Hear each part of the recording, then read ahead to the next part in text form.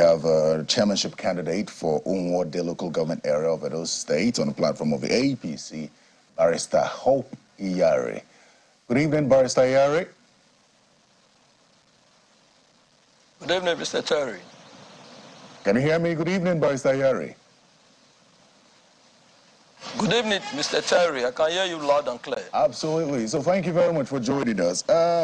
I think it's interesting that I'll be referring to you. You're a member of the APC, and I'll be referring to you as opposition, considering that your state was once an APC state under the same leadership of Governor Gordon Obaseki and Deputy Governor Philip Shaibu. How does it feel to be running as opposition in Edo State? Well, first of all, let me thank you for this opportunity to be on this program.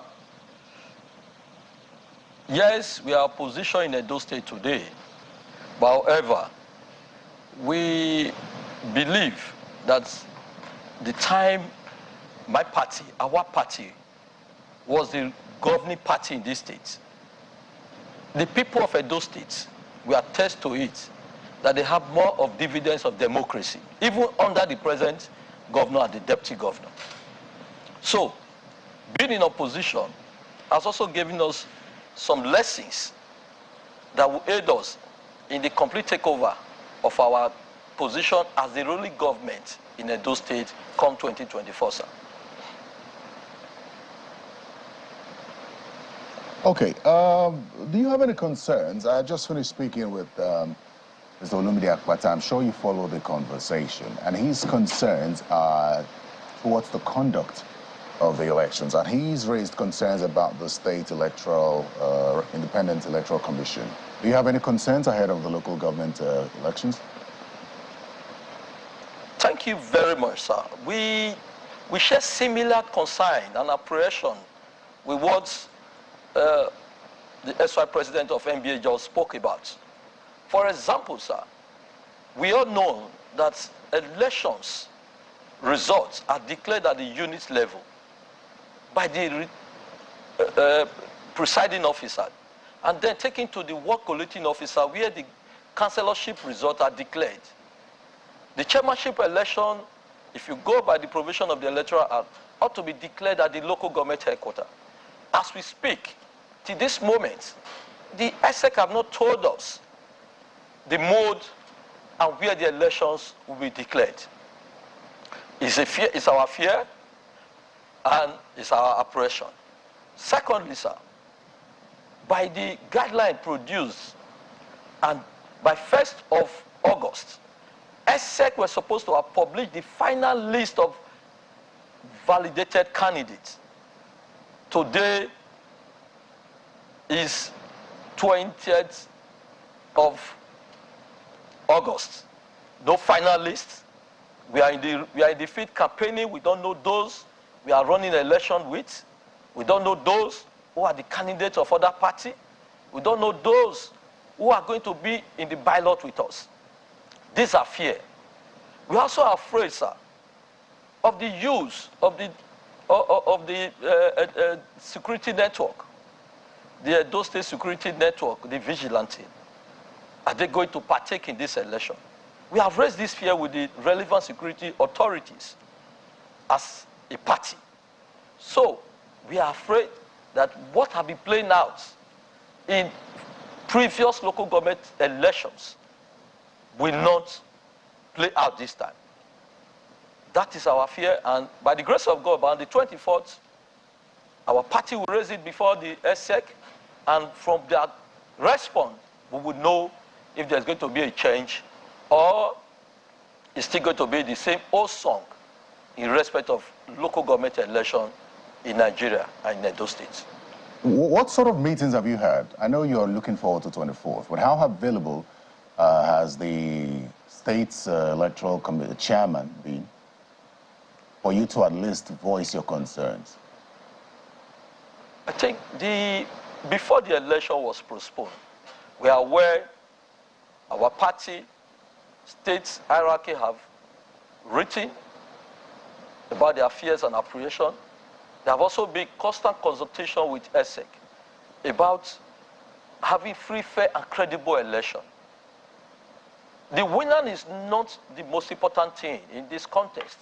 It is the procedure, the free, fair, and credible election that every Nigerian is yearning for. And that is where the All Progressive Congress stands for. We want free, fair, credible election. And we are taking into consideration the credibility of the present chairman, retired Justice Oyemire, and by the grace of God, we believe he will keep his integrity intact, and members of the SEC will keep their integrity intact by doing the right and proper thing.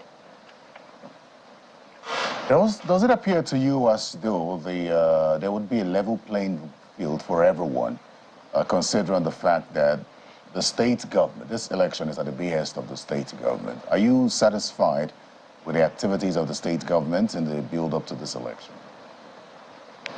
Well, I am not an Hebrew prophet. I cannot say what is happening behind the scene. But from what we are saying in the open, we have the belief that we might be having a free, fair election if the state government give the ESEC free hand to conduct the election as it ought to be. I've watched the ESEC chairman and his member touring the 18 local governments. And for us too, we are also seeing the governor of this state moving from local government to local government campaigning, which to us is a sign that maybe the election will be free, fair, and credible. And if it happens like that, it will be to the good name of the governor of Edo State. History will judge him fair. History will judge him right. But if the contrary is observed, history will also judge him accordingly, sir. Very well, then we'll take a break now. When we come back, we will continue the conversation with Barrister Iyare.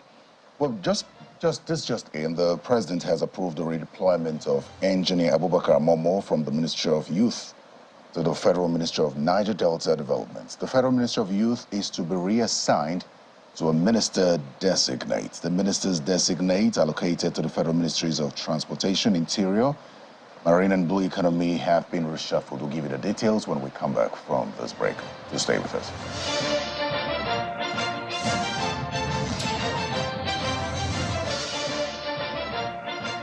Well, welcome back to Sunday Politics here. Back to the breaking news earlier. President Bola Tinubu has announced new minister designates. He's approved the redeployment of Engineer Abubakar Momo from the Federal Ministry of Youth to the Federal Ministry of Niger Delta Development. The Federal Ministry of Youth is to be reassigned to another minister designate soon. The ministers designate allocated to the Federal Ministries of Transportation, Interior, and Marine and Blue Economy have been reshuffled. His Excellency Adegboyega Oyetola is redeployed as the Honorable Minister of Marine and Blue Economy. Honorable Bumitunji Ojo is redeployed as Honorable Minister of Interior. Honorable Saidu Al-Khali is redeployed as the Honorable Minister of Transportation. Furthermore, both Ministers of State in the oil and gas sector are now domiciled in the Federal Ministry of Petroleum Resources. Senator Heineken Lokpobri is the Honorable Minister of State, Oil, Petroleum Resources. Honorable Okperipe Ekbu is the Honorable Minister of State, Gas, Petroleum Resources. The President approves the renaming of the Federal Ministry of Environment and Ecological Management as the Federal Ministry of Environment. And it goes further to say that all aforementioned changes take immediate effect by the directive of the President. That's according to a statement by the Special Advisor on Media and Publicity, who was also the spokesperson of the President, Mr. Ajuri Ngelale.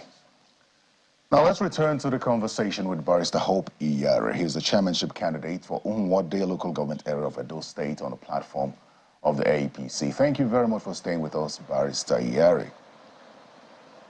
Thank you, Mr. Terry. Yeah, let me ask you a question now. With regard to your intention or your ambition to be governor, to be chairman of Unwade local government area of Edo State, how has governance been in your local government area since under the Obaseki and Shaibu administration? Well, my local government area, as you know, is a rural area. And I would say without mincing words that the dividends of democracy have not been fed by my people as expected. The roads, the schools, like the former NBA president said, the schools too. Benin City is not only Edo State. Come to a hall, the local government headquarters. You would not believe that that is a local government headquarters. We are still hoping and praying that our people of Owoonde will have the needed dividend of democracy from this present administration. Let me ask you this question just as a wrap up this conversation. Considering the cost of living in the country right now under the APC, on which platform you're trying to be chairman, do you think that the people of Edo State, your local government, or perhaps Edo State in general, because it's a local government election, do you think that the people of Edo State will vote for the APC at any level? Mr. Terry, elections in Nigeria have come to the stage where the voters and the electorate look at the personality that is on the ballot box. With the last election, general election, it was a clear signal that the candidates drive election now, not the party. So, in the 18 local government, the candidates of the party of All Progressive Congress were carefully selected. And I can assure you, sir, that when there is free, fair, credible election, where results, ballot papers will be taken to the polling unit, the results of Edo State will shock the entire nation. What is happening at the national level, it is something that ought to take place. There's always light at the end of the tunnel. And I can assure you that at the end of all this little hardship, Nigeria will be better off for it. Very well, then. I'd like to say a very big thank you for coming on Sunday Politics, Barrister Hope Iyari. And I wish you well with your chairmanship ambition. Thank you very much.